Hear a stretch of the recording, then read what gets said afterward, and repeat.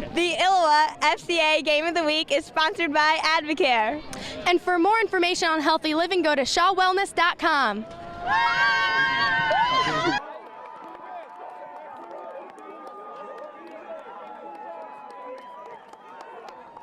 The rain is falling and the caution flag is out. The undefeated MAC champion Pleasant Valley Spartans are well aware of Waterloo West and their 4-5 record.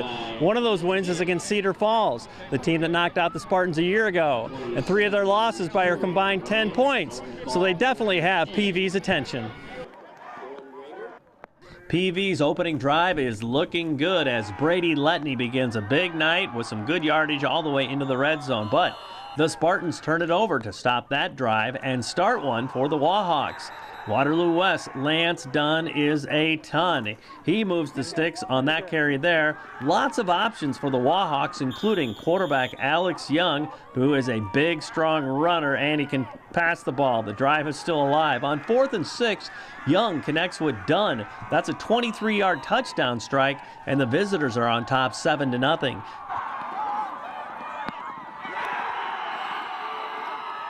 PV fires back. TJ Zerbonia, what a year he's had. That's a 15-yard gain with a relentless attitude. Later, Letney calls his own number. 15 yards to the Waterloo West 13-yard line as they can sniff a touchdown. Last play of the quarter, Letney finishes the deal from the 2, and it's 7-7. First play of the second quarter, PV's ensuing kickoff, and this is going to be a done deal. Dunn breaks off a beautiful 97-yard touchdown return. Into the zone he goes, and the Wahawks quickly are back on top, 14-7. Late in the half, it's now 14-10. Waterloo West is driving, but PV's Alex Siverud gets the pick with 32 ticks to go. The Spartans make a move. Letney gets it to the speedy and slippery Nick Slavens. He makes some beautiful moves. 30 yards, gets out of bounds all the way down to the 11-yard line, and the ever-reliable Hunter Sickles boots a 20-yard field goal as time expires, cutting it to 14-13 Waterloo West at the intermission. Third quarter, PV looking to make a move, and they go to Letney to Ryan Blunk on the 32-yard pass play, and they are closing in on the end zone. It's Letney again reaching pay dirt, this time from the 3, and PV leads 20-14, knocking 6 minutes off the clock on the way. Fourth quarter, PV's defense coming through big on 4th and 3. A pile of defensive linemen stuff the Wahawk attack. Later on, a long drive for PV. That's Letney with a 25-yard gain all the way down to the 4. He had 136 rushing yards on the night, plus his third touchdown, extending the lead to 26-14. And that is the final as Pleasant Valley moves to 10-0 with that 26-14 win and into the second round against a familiar foe, Cedar Falls.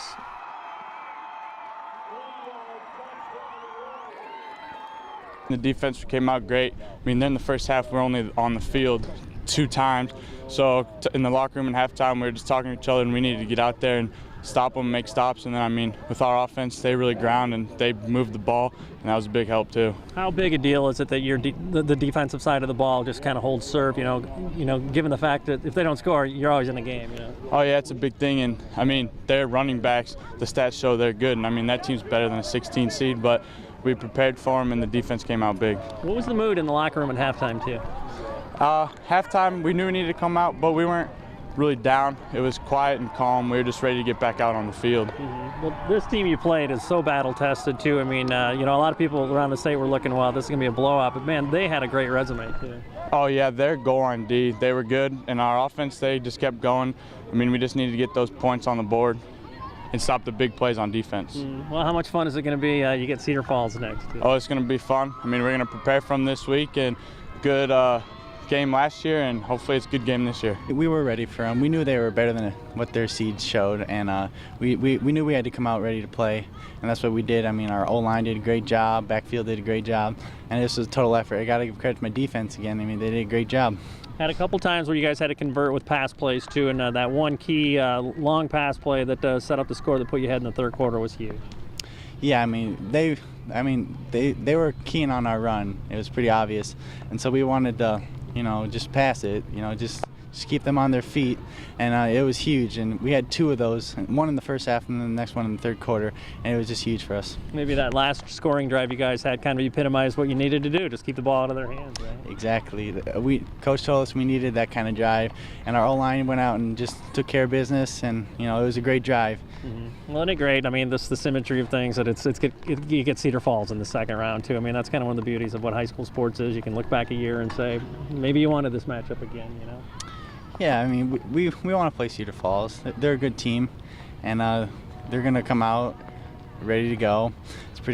They're a pretty good team, and we're just going to have to be ready. We were playing really well. I mean, just mistakes, a little more intensity, a little more getting off blocks from a defensive standpoint, and offensively, just not turning the ball over, finishing drives, and we had to put it in the air a couple times because teams will really load the box in on us, and when you got conditions like this, it makes it tough. But it was great. Had a key conversion on that drive that put you guys ahead. That pass play was huge. Yeah, that was huge. I mean, to be able to get that was big. That was critical in the game. And again, to be able to limit a couple D1 athlete guys to what we did. Can't say enough about our kids defensively, and our offense really moved the ball all night long in really tough conditions. It's a big win against a good team. I don't think they're the 16th seed. Mm-hmm. And they said Cedar Falls, right? Yep, Cedar Falls, and conditions were probably equally tough up there. But Cedar Falls obviously got a great program.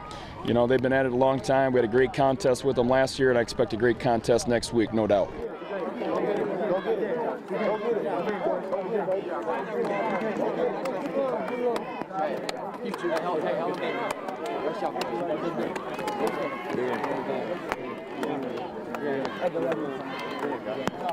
Yeah,